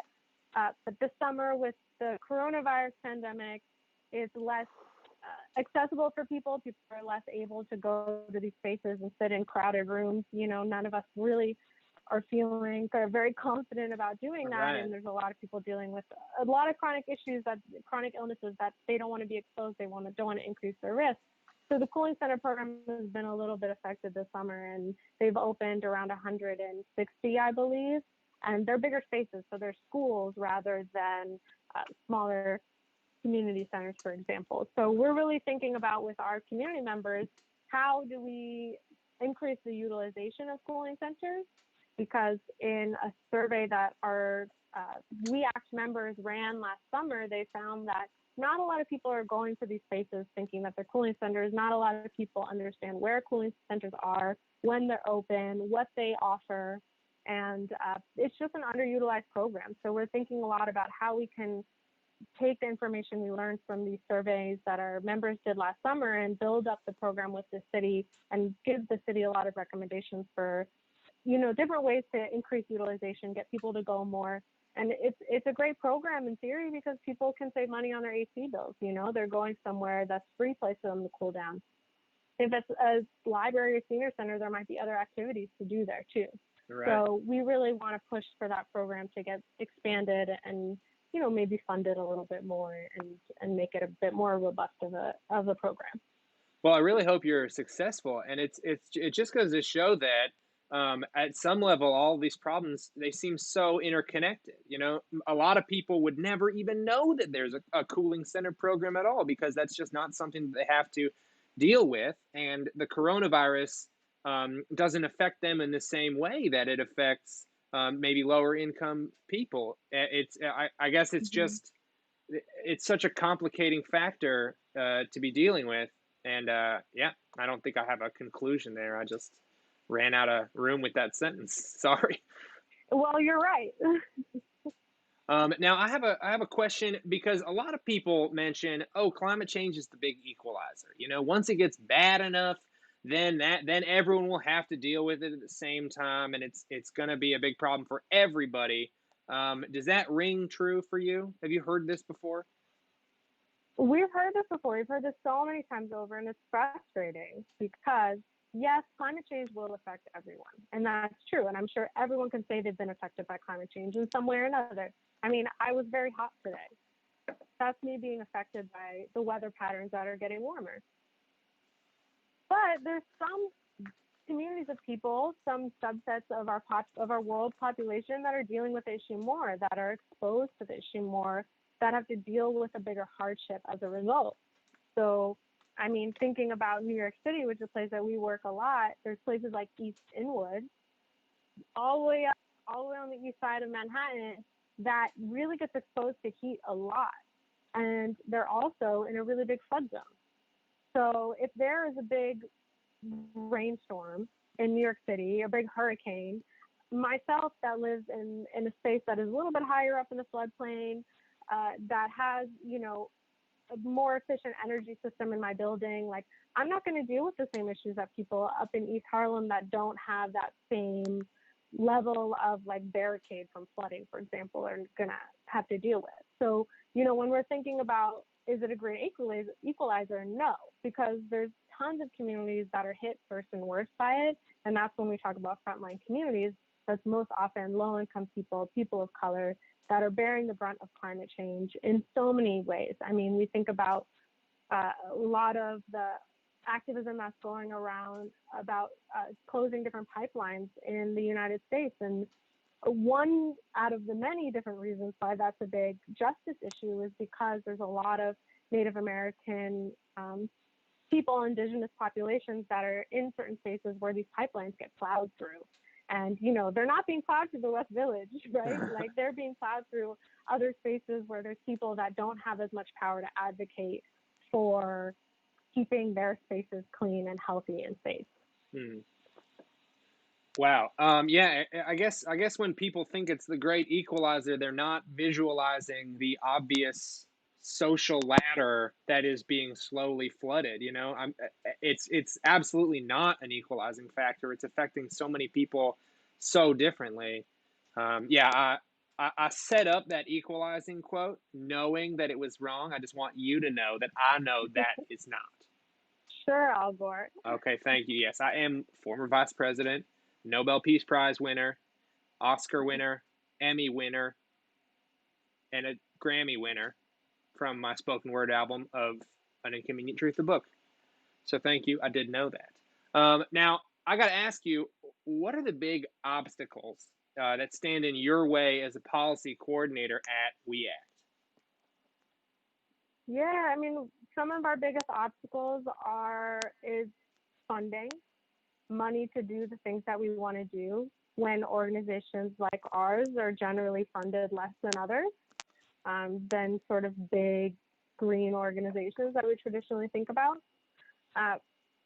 Then we also have issues of politics. I mean, just like in any issue that we're talking about, climate change is not any different, even though a lot of us think that it should be a bipartisan issue. It's not. And so we're dealing with a lot of, you know, people on sometimes on the left, but more on the right, but all sides that are generally unwilling to kind of give long-term planning a chance and think about how do we fund something, how do we put in these programs that feel like they hurt us now, that feel hard to do, that might feel really expensive now, but in the long term, in many years down the line, we're going to see huge benefits from them.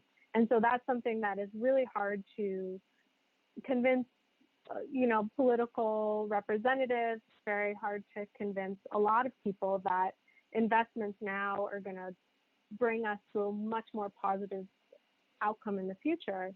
And, you know, it's traditionally difficult to convince very powerful people that the health and the well-being of people of color and low-income folks is really important. And, you know, that comes back to the systematic way that our world is set up, that, you know, is a white supremacist world in which people of color just don't have the same amount of power that other people are given in the United States and around the world. And so when we're thinking about how do we push something forward, how do we advocate for people of color in communities that are hit hardest by climate change, it's not exactly like something that A, might be familiar to some politicians, and B, is financially worth the investment for them. And that's the way a lot of people think. So a lot of our work we do is kind of building community, building storytelling power, and really trying to get across the fact that people are struggling and we have the solutions to it,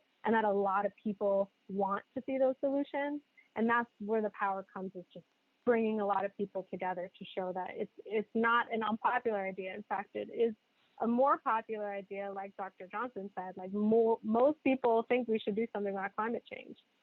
So that's a really important part of kind of getting over the hurdle of, convincing our decision makers that the investment is worth it. That's good to hear. I'm glad it's a more popular idea than maybe it used to be even 6 months ago. That's excellent. It seems like we're trending in the right direction.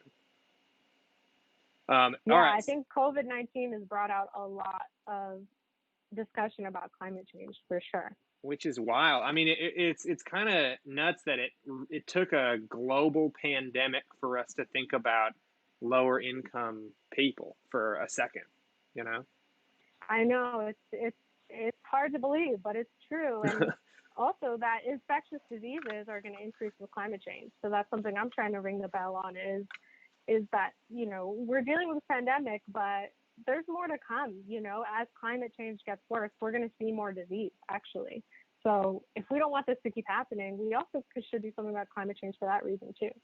Or maybe we can bet it all on this being the only pandemic ever.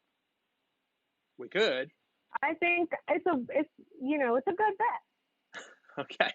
Well, look, I don't want to take too much of your time. We got a whole bunch of celebrities just ready to crash right into this Zoom bridge. So can you tell us where people who are out there watching, where they might be able to find your projects, where they can find what you're up to, and maybe support that in some way? Yes. First of all, please donate. I'm very curious to see what happens at $500. So me too, to be honest. I think everyone here is wondering what's going to happen. So please do that. And then secondly, you can visit www.weact.org. We have a lot going on, lots of events coming up, as well as a lot of different resources that people can look at, particularly if you look up weact.org/heat. You can see all the info that we're doing on extreme heat as a big issue. You can see there's links to different resources to sign up for, getting a free AC if you think you might qualify, to little tips on heat safety, how to stay safe in a heat wave like we're going to have tomorrow, for example, how to, help out your neighbors, and just learning about environmental justice in general. So please visit our website. Excellent. Well, thank you so much, Sonal, for being on the program. I'm really happy to have you on. Before Al finishes thanking you, I have to admit, we reached $500 in donations. Thanks to our friends Alexandra, Ben, and Yasmin, we're there. So Al, it's time to pony up. It's time to do the crazy thing that you promised. Okay. Well, I would love to do the crazy thing, but we have to finish the celebrity part first, on account of their waiting. We'll do that after the celebrity part. Okay, great. Okay, Sonal, right. So you have to stay tuned for the very end to see something crazy. And I'm talking crazy. I'm talking like, wow, what the F happened? Like, seriously. Like, cool. Serious. But don't oversell it. All right. We got some real big ticket celebs here on the program. Sonal, and we need you to be our policy and climate expert to answer some of these questions. So are you ready? Can I bring out the celebrities, please? Yes, I am more than ready. Okay, excellent. Okay, well, we've been talking a big game about Spider-Man, so I guess it's only fair that we bring out the #1 Spider-Man villain actor of all time. Give it up for Willem Dafoe, everybody. Oh, you're muted, Willem Dafoe. You're muted, but I kind of prefer it that way because you creep me out horribly. You're still muted. There you go. Great to be here. Oh, God. It's great to have you here, Willem. All right. Oh, you're at a spa or something. What's going on there? It's my birthday. It's your birthday today? 2 days ago. Oh, okay. But you're still celebrating it? Haven't left. Wow. You know, you played a Spider-Man villain, but you're a real-life Batman villain, and that's what I like about you, Willem. You're lucky I'm not stressed out, or I'd strangle you. Okay. All right. Well, let's go ahead and bring on our next celebrity. Wow. I can't believe we got her. Give it up for Dakota Johnson, everybody. Hey. Hey. How are you? I'm okay. How are you? I'm excellent. Now, I have to admit, I am 72 years old, so I'm a little out of the loop. Can you maybe tell me a little bit about where I might know you from, Dakota Johnson? Okay, well, I'll tell you this. You wouldn't know me from my 30th birthday because I did invite you and you did not come. Oh my God, that does not sound like me. I come to all the birthday parties. I try at least. No, you didn't try at all because I invited you and you sent me you liked it on Instagram when I sent you the invite. You hearted it and then you just didn't. Are you sure? I didn't stop by for just a second, just to say hi? No, you didn't. I wouldn't remember. So you don't do that. I'm sorry. My memory is not great. I am either 71 or 72. I literally cannot remember what I said. Okay. Well, Dakota, is that a lime that you're clawing into? I don't know what your problem is with me, but I'm just having it's a lime. Can I not eat? No, you're gonna just eat, go ahead and go ham on that lime, huh? Yeah, is it I think it's a good idea. Let's just watch Dakota eat a full lime. Okay. Let's just stop and let her eat the lime on camera. I'll let you guys, because I didn't know that you guys wanted to watch me do this. So I was just gonna have my lime. I didn't think it was gonna be a whole big deal. No, it's okay. It's not a big deal. We'll just watch you eat the lime. And Al, I do want to say, I reacted a little bit prematurely because we had an agreement that we were only going to do something crazy if we surpassed $500 in donations. Oh, we only reached 500. We're at 500. We're at the tipping point. You could donate. We need more donations, is what I'm trying to tell you. And then we'll do something absolutely crazy. All right. Eat a whole lime. Eat a whole lime.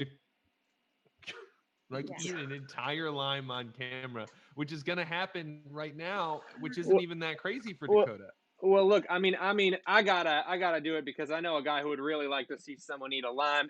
Give it up for Mr. Jeff Goldblum, everybody. Mr. Jeff Goldblum. Hello. Yes, I already had my lime for the day, or else I join you, Dakota. Very tasty, though. Hello. Hello, Jeff Goldblum. How are you doing? I'm good. I've enjoying all the science. I'm a big proponent for fighting global warming. I always say we must go faster. Must go faster. That's one of the lines from the movie. That's all right. So yes, happy to be here. Now I love that Jeff, you really do use your real life catchphrases. It's sort of a runner on the show now. We have a little catchphrase. Let me bring in Mr. Ian McKellen here, and maybe he can give us his catchphrase. Oh, great. That's actually I'm sorry. Stewart. I'm so sorry. Patrick Stewart, Patrick Stewart. Oh. How are you, Patrick Stewart? Common mistake. I was just pranking you because I know you guys are friends. Always flattered to be confused with my boon companion, Sir Ian McKellen. Wow. I'm actually in the process right now of contributing $1 to this. No. To this. You don't have to do that. No, you're on because the show. I'd like to be the one to push it over to 500 over the $500 mark because I'm very excited to see what happens. Dakota Johnson has reached the center point of her lime, and it appears that she's sectioning it out to slam a lime on camera. This is really freaking me out. Dakota, you're going for it. It's just a snack. It's really good for you. And a lot of people eat fruit And if you're not eating fruit, you should be eating it. I feel like I eat fruit every once in a while, and I very seldom hork down an entire lime. But congratulations. Willem Dafoe or Dakota, do you either of you have catchphrases that you like to use in your real lives from your movies? Yeah. Is there a bathroom at the Met Gala? It's like a thing I say a lot. I'm like, is there a bathroom at the Met Gala? Is there a bathroom? Something like that. I too have gone to the bathroom several times at Met Galas. That is, I'm glad that we have that in common, Dakota. Yeah. Whenever I go to the bathroom, I either go number 1 or number 2. That's my catchphrase. Wow. Wow. Nice. And it requires someone to first talk about going to the bathroom? Dakota and I are very much on the same wavelength. Wow. Willem, I gotta imagine that you've taken a little something from your movies. Is that possible? No. Okay. And Dakota is still eating that lime. Okay. All right. And can we also bring Sonal back? I feel like I need a little point back, in reality. Back. Okay. Thank you. The real celebrity. Where is she? She's right. Sonal, thank you for coming back here. Do you have any questions you've ever always wanted to ask any of these celebrities before we get into the questions? That is a good question. And, I would like to ask Jeff Goldblum, I guess. Yes. Where he gets his glasses from, because I'm always very impressed. Yes. Not that interesting. In a little shop in Philadelphia, I've worn the same glasses for the last 40 years because you know what they say. If it isn't broken, it's good. Wow, I cannot believe Jeff Goldblum's shtick has threaded the traffic cones of all of the social movements, and he's still standing. That's amazing to me. All right. Well, let's get into some questions. So I prepared some pretty, I would say, extremely rudimentary questions for you guys. So I hope you can answer them. But if you can't, we've got Sonal here to kind of step it up. So are you ready for your first question, celebrity guest? Bring it on. Yes, very much so. Yeah. All right. So okay, so I guess if you have an answer, just start talking, and if someone is talking, maybe, work it out amongst yourselves. All right. The first question, we've been talking about climate justice a lot on this show. Can anyone here think of any example of climate justice?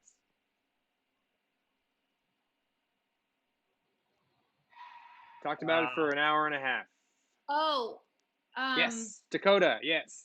Like, maybe you were ordering all your limes from Amazon, and then you decide to save the seeds from one of your limes, and you grow a lime bush in your kitchen, and then maybe the branches start to kind of break into your kitchen window, and you start to think, did I make a mistake? You cut the tree down, and you order the limes off Amazon again, but this time you feel bad about it. Stop me if I'm close. I will stop you, but not because I satisfied the conditions of your sentence. I'm so sorry. That is not quite close. Anybody else got an example? Let's say you were opening a park with certain animals there. Rather than have bathrooms, you just shit where the dinosaurs shit, and there you go. It does justice to the climate. Okay, you're sorry. Just so I know, your example is that you would open a park and then poop outside, and that's justice for the climate? Well, not just me. Everyone in the park, children, grandmothers, friends, family. It's natural. It doesn't feel right. I'm so sorry. That is incorrect. Any other thoughts on the issue? Anybody? Willem, No, after you, Patrick. No, After no, no, no. I must respect the running order, please. Fair enough. Question for you, Al Gore. Why isn't this a multiple choice question? I'm so sorry. It's not a multiple choice question.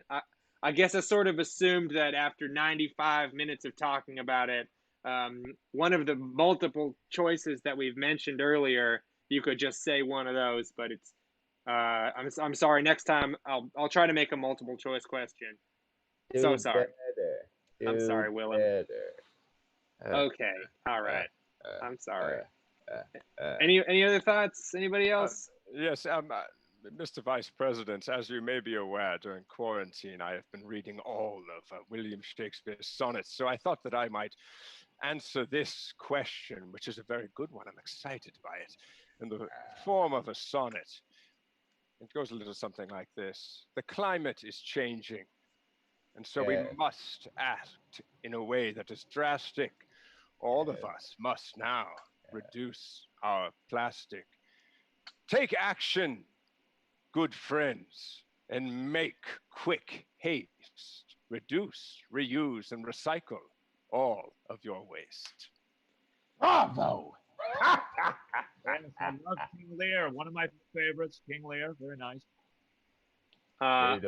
Beautiful thespian. That's how you do it right there. I mean, I gotta say it's a good thought. I don't think it necessarily interacts with climate justice. And I just saw that Dakota, are you opening another lime? Can I not have 2 limes on this? Or no, I'm not monitoring your food intake. I'm just impressed with your commitment to this. 5 o'clock somewhere. Wow, this is so weird. Okay. Have snacks. I'm sorry. I'm so sorry. And Sonal, can you bring us home here? Can you give us an example of climate justice that's like a real example and not about pooping with dinosaurs? While I appreciated the imagery that was created from everyone's answers, one really big example is the Dakota Access Pipeline that was recently halted. We'll see what happens with that after, but that was a really exciting victory because it was plowing through land of the Sioux tribe that was really worried about their water. And bigger idea, oil and gas industries are some of the biggest fossil fuel polluters in the world. So, well, it's, the biggest. So we're very excited to halt them in any capacity. So that was a big climate justice win. Okay. So Dakota Access Pipeline, Dakota Johnson, I feel like you really... That's only good news for me because sometimes I get a Google alert and I'm like, that's just not good news. That's bad news. And most of the news about the Dakota Access Pipeline for so long was so bad. And even under, I hate to say it, but we were waffling on the Dakota Access Pipeline under both the Democratic and the Republican presidencies. So it wasn't exactly like anyone thought it was going to get stopped. This is amazing. I didn't expect it. Yeah. All right. Well, I got another question for you guys, and I'm realizing that even though this question is slightly easier, it seems like Al, I gotta interrupt you. Okay. We have some more donations. More donations came in for We Act for Environmental Justice from Alexa, Alex, and Asher. And I'm in communication with our producer right now, and I think we're above the $500 mark in donations for We Act for Environmental Justice. I keep saying climate justice like I don't even know the name of this organization, but I do. It's We Act for Environmental Justice, and I got to tell you, we're going to do something crazy after this. Oh, okay. Well, let's congratulate. I'm very happy that our donation level has hit the 500 mark. That is amazing. I must admit, I'm a little anxious about the thing we're going to have to do, but I'm excited. And maybe in the interim, Sonal, can you give us a sense of what, if any, the difference between climate justice and environmental justice might be? Yeah, the way I think about it is that environment is kind of a big umbrella term. So environmental justice is about just anything in your ambient world, anything in your air, your water, your home, anything that you kind of like interact with around you is your environment. And so when we talk about environmental justice, that's like really anything. So something that we also work on, which is childhood lead poisoning, isn't really thought of as a climate justice issue, but it's environment. It has to do with the water you drink or the, paint on your walls that a child might be exposed to. Climate justice is specifically thinking about, the how global warming becomes a justice issue. So that has to do with more our greenhouse gas emissions and how our weather patterns and our earth is changing due to that. So climate justice is kind of, I think about it within the umbrella of environmental justice. Okay. Okay. Nice. Very good. Willem, did you have something to say, or is that just the sound that you make? I feel so relaxed. It's my birthday. Happy birthday. Happy birthday, Willem Dafoe. Dakota, I gotta ask, how's that second lime treating you? Really good. I'm really hungry. Why are you being so weird about this? Are you mad at me? I'm not mad at you at all. To be 100% honest, I've never eaten a lime before. I truly did not realize that those were just things people could eat without. Yeah. Oh, limes are delicious. They're very, very nutritious. We've love all a good eaten lime. limes here. All of you have eaten limes? Oh yes. Oh yes. Okay. All right. All right. Well, let's move on to this next question because I feel like it might elucidate some further things about climate justice. All right. The question is, how does climate change affect people differently despite being such a uniformly global issue? So how does climate change affect people differently despite the fact that it is across the globe, it is roughly the same thing happening? Yes, if I might answer this in the form of a sonnet. Okay, don't see why not. Because you might see, good friends, that all around us, the world with change is enveloping, but those affected most are in the countries still developing. And so here in Western society, we must do more to help those who have less, those who are poor. Wow. Loved it. Yeah, that was actually super Beautiful. good and on point. Thank you so much, Patrick Stewart. That I have to say, we've had a lot of shows and we've had a lot of guests, and we've never had an answer that was quite that correct on any of the shows. So thank you. Well, actually, I do have something to say about Sir Patrick Stewart's beautiful sonnet, which is there's a lot of people in the Western world that are also affected more by climate change than others. It is also unequal within the United States as well. Interesting. If I might add one brief and indent to my sonnet. When you write a sonnet, some poetic type of song, it's important also to admit when you're wrong. And you, Sonal, have pointed out that I was wrong. Thank you very much. Wow. A gentleman in defeat. Amazing. Anyone else have any thoughts on how climate change affects people differently? I'm not going to pretend that I've met more than two types of people. Can you explain that just a little bit? Oh yeah. So I've only met people of inherited wealth, and then people who have been on like talk shows because of their inherited wealth. And I'm not going to pretend that I've had any. Oh, that's not true. That's not true. When I was doing 50 Shades, I also did a conference with people who had in their past signed sex contracts and regretted it. So 3 types of people, but none of whom struggled with climate change because all of them were in the same tax bracket. Wow. Okay. And now I have to ask, because I think I know, but I'm not positive. Okay. What is a sex contract? Have you been outside? Like, you've never eaten a lime. You don't know what a sex contract is. Like, what?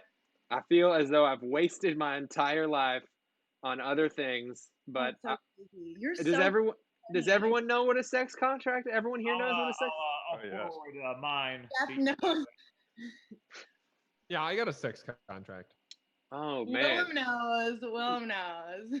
Dakota. Yeah. So crazy. Al, stop. That's really funny. Okay. Sorry, Sir Patrick Stewart. You're in the same boat, right? You don't have a sex contract of any sort. Oh, I have several sex contracts. Okay, I guess I should have seen that come. Anybody that I would know? Mine? Maybe I don't want to know actually. Okay. We signed them for a reason. We signed them so we don't talk about them. Yeah. That's being aired to the world, Al. You got to think. I'm sorry. Sir Patrick, I gotta imagine you've got to have a sex contract with Dame Judy. Am I right, or am I right? But if I were to have one clause of the contract would be that I could not disclose it. But yes, I have. Okay. I almost forgot the goddamn question. It was, can anyone explain how climate change might affect certain people differently?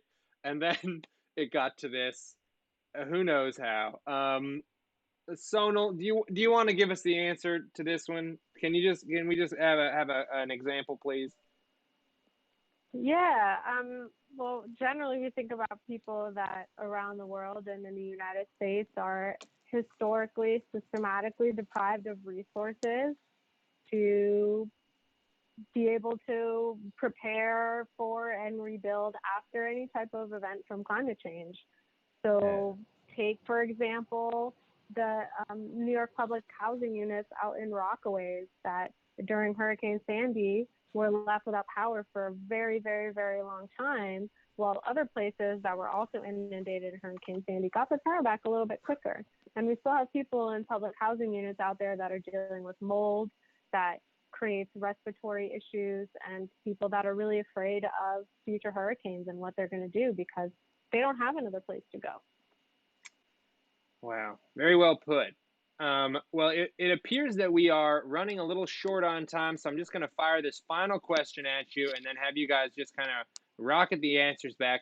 What is something that you might be able to do, I guess as celebrities or as yourselves, what's something you might be able to do to further the cause of climate justice?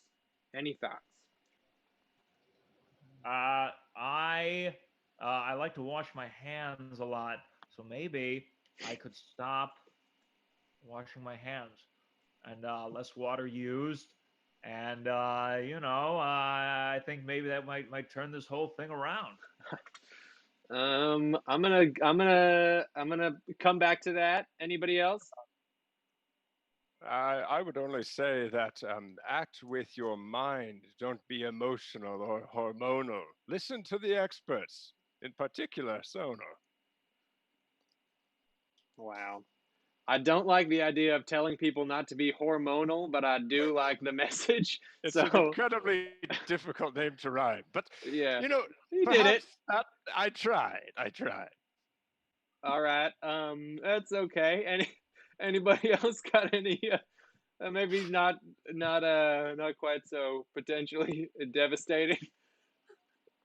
I just think I'm gonna stop making movies because I feel like they're expensive, and whenever I am there, there's like a ton of water bottles. And if I can be really honest about the entertainment industry in general, and I don't care what happens for me saying this because literally my entire family is famous, it's just water bottles. Like entertainment is water bottles. Every meeting you go to, water bottles. Every casting, water bottles. I feel like we think all these big companies are using fossil fuels. No, it's the water bottles at the meetings and on the sets. And I'm done. And I'm done. It's the water bottles and the washing of hands. It's you do both of those, and I think we're going to take care of this thing. And Sonal, you can get into acting, maybe, perhaps. Once this is all done, play a scientist in a movie. That could be more fun. But they got to do no more water bottles, and you have to say that when you go. Yeah. Yeah, I was about to say that would lead to more water bottles, so I feel like I shouldn't get into acting for that reason. There's the you gotta think, Jeff.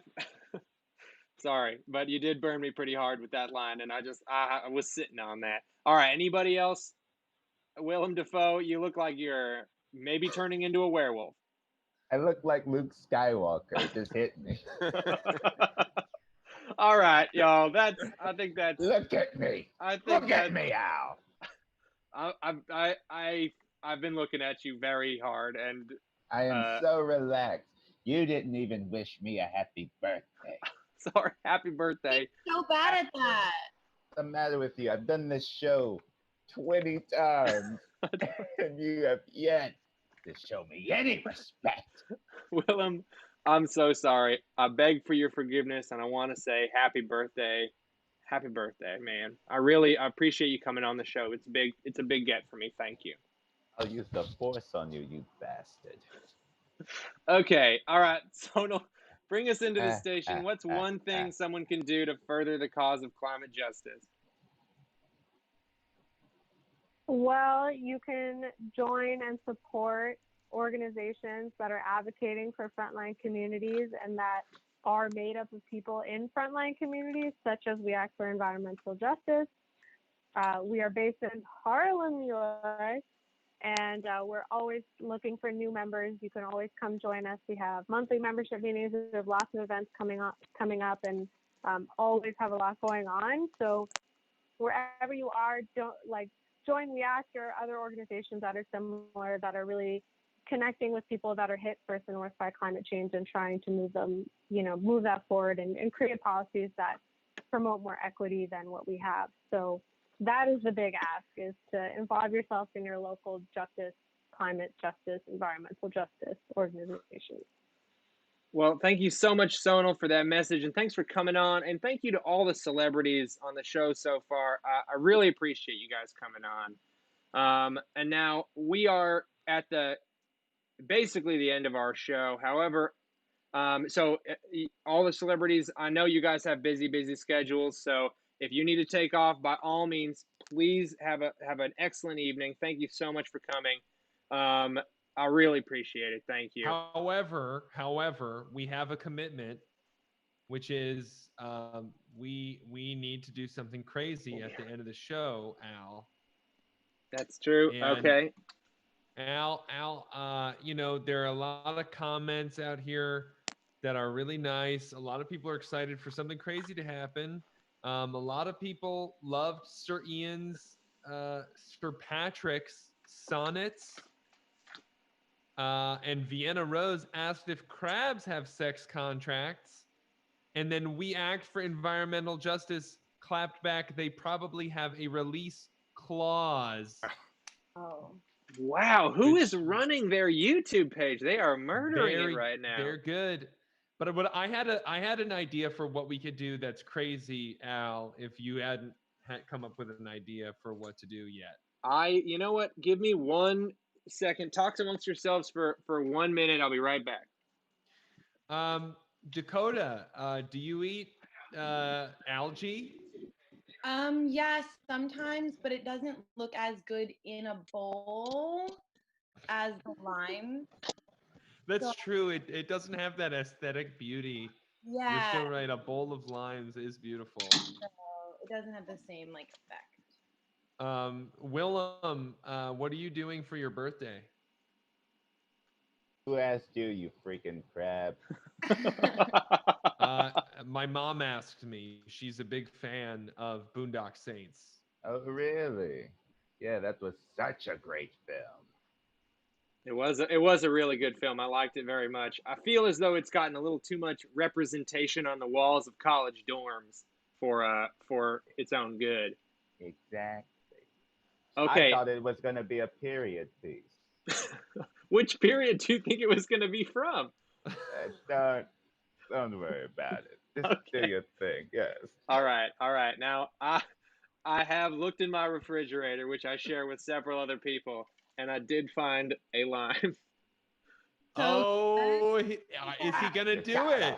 So Are I we guess all gonna eat a lime on screen together? Guys, this is All my right. third line. It's really good. well, you got to eat another lime then, Dakota. Okay. All right. All right. Al, what I was gonna propose was, since we have all these celebrities here, and I just figured, you know, we have, you know, a platform, and maybe we should do something important with this platform. I feel like we should sing "Imagine" by John Lennon. I would sooner die. I think.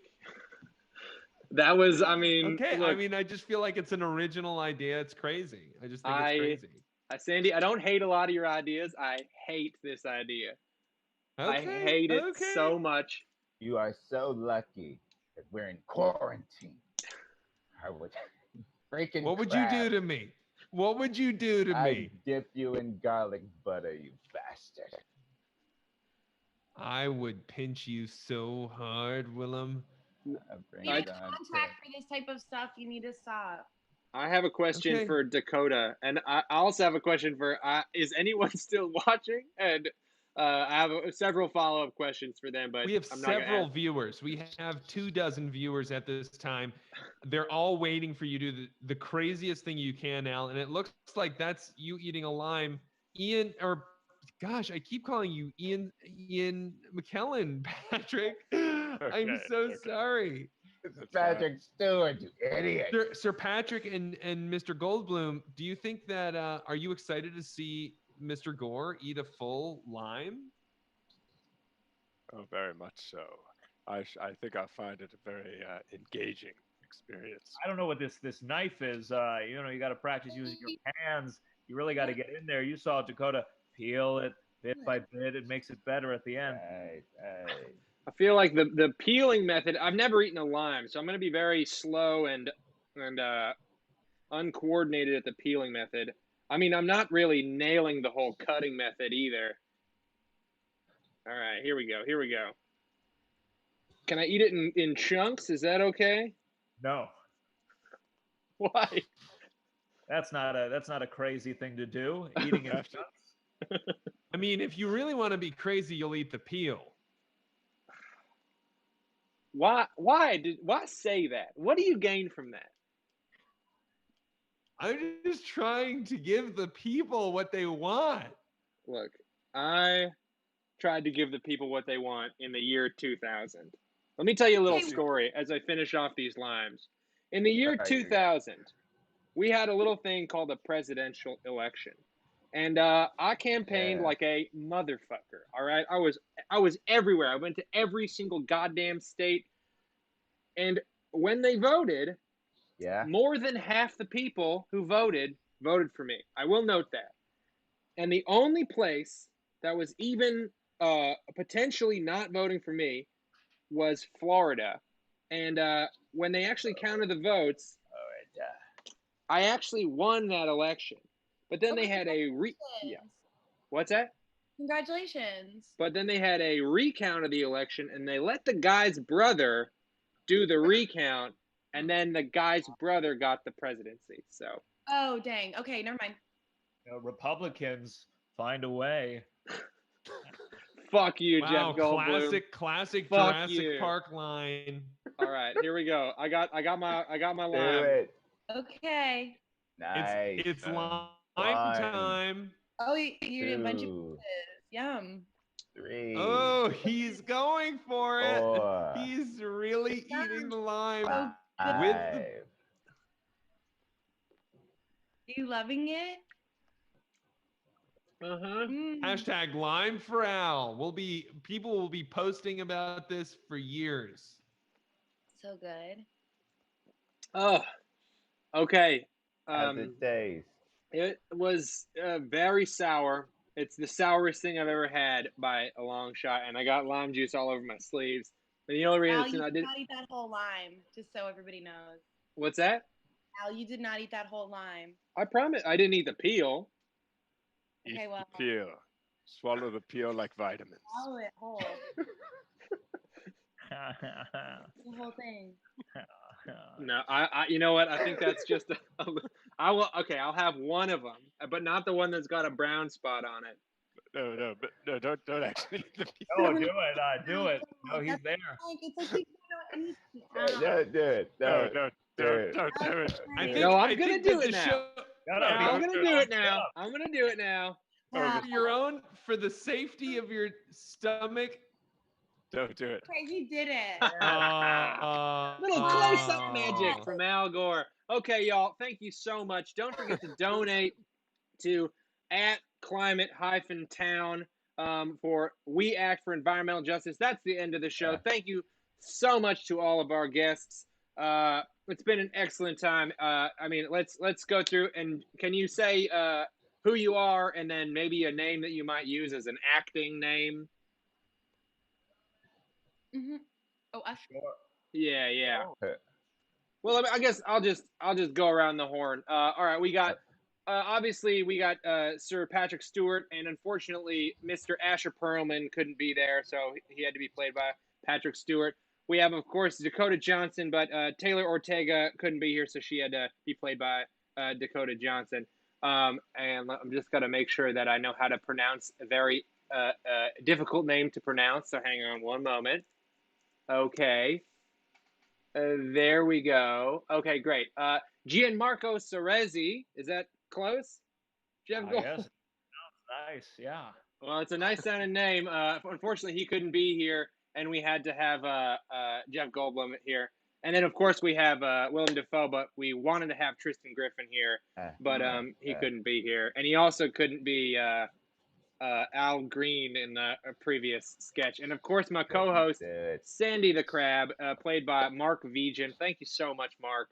And thank you to everybody who's joined in. Don't forget to subscribe to this YouTube channel, Climate Town, and donate to... Freaking subscribe, y'all. Donate to We Act for Environmental Justice. And I had a little tech trouble on a trailer. So if you want to stick around and watch a trailer for an amazing new documentary that's coming out called This Ain't Your Mama's Heat Wave, I'll play the trailer right now. But thank you all, celebrities, so much for coming down. And we'll see you next time. Thank you so much. That's officially the end of the show. And here is the trailer. So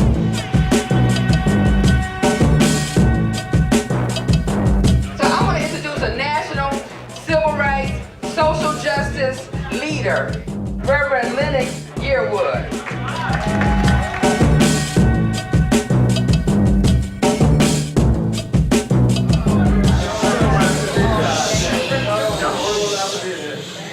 After Hurricane Katrina, if you can go to a place that was just like that was below sea level, that had the same economic disparity, that if they were hit by a Category 1 storm, it would have more disastrous effects. I said, well, where is that place? I'll be there. My son was born in '95. He's 24 now. He's just starting to get life. Is he really thinking about climate change? So comedy, I think, will help reach younger people that's not really thinking about it. That's the best way. We're here doing a climate crisis event. My name is MAMOUDOU Njai, if you were wondering. And if you're white, my name is unpronounceable. You've seen her on BuzzFeed, Viceland, Imani. We have someone who's been on tour with Wendy Williams, Kristen Sevilles. We've seen him on BET, HBO, Comedy Central, Clark Jones. Hello. Hi. Okay. Yeah. I've never considered Virginia like Southern until. Don't talk about the way we dressed. Oh, I know that's what it is. It wasn't. It was just the mannerisms, the hospitality. Okay. If you don't like it, once you mix it, I won't be offended if you don't eat it. Let me get a little ketchup. Okay. I always tell my babies, try something at least once. That's right. Hampton Roads is a way of defining at least 7 cities or surrounding cities, and so we're one big family. Who is Hampton Roads really most proud of that made it out of here? The old heads definitely gonna mess with Missy Elliott. Like they love Missy, especially. He said the old heads. But this is definitely home. Yeah, that's right. You don't want to leave. It's so much to to this place. It's a special place. Amina Kenny Alexander, good to see you. Doctor, how you doing? Fine, Clark sir. Jones. Clark, good to see you. There's probably not another locality that's facing the challenges and the threats around water. This happens almost daily. What's, they call nuisance flooding is becoming chronic. Chronic becomes debilitating. My bad. Is this safe for people? There was a study that the city of Portsmouth did. What they found out is the majority of people didn't have flood insurance.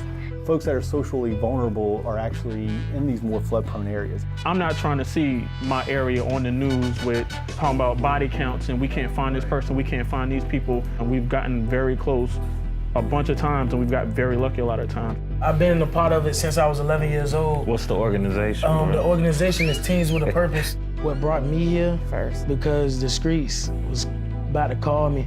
Welcome to Fire Farms, the hottest peppers on the block. You don't want no jalapeno either? Nah. No green pepper? Nah. You gonna try it? Nah. You eat it. Oh yeah. What? I was out there in the garden eating vegetables, and like 5 minutes later, I saw a shootout. Dozens of shots. This kind of stuff is common out here, That's the brown boy. You remember the teenager who was really quiet? She said, Mama D, it was my uncle that got shot. You can't do anything about the flooding right away. But if you want to scare some people, that's as simple as just going and grabbing a piece or whatever. I still think the climate situation is just as important as what you're gonna eat that day. It's a long process. And everybody, like you say, it takes a whole village. Climate change, for me, is a very personal and very spiritual thing because our ancestors were in tune with the whole weather from the beginning. When someone builds a bridge over your neighborhood, understand the ramifications for that. If summer lasts 7 months, understand the ramifications of that. It's definitely gonna take the younger generation connecting with the older generation and, the politicians connecting with the creatives. We don't have any other choice but to figure this out for our future. Yes, you're ground zero. Yes, you're in harm's way. But yes, you can be the solution to the rest of the country and the world to fix this climate crisis. You've got it all wrong. We will be triumphant. We will be overcoming. This ain't your mama's heat wave. Right. It ain't your mama's heat wave. It ain't your mama's heat wave. Let's go get it. So make sure and vote like your life depends on it, because your life does depend on it. This coming Tuesday, and they keep organizing and mobilizing and energizing. Do all you can do for the next 12 months to make sure that the people are first. Somebody make some noise! All power to the people. Thank you.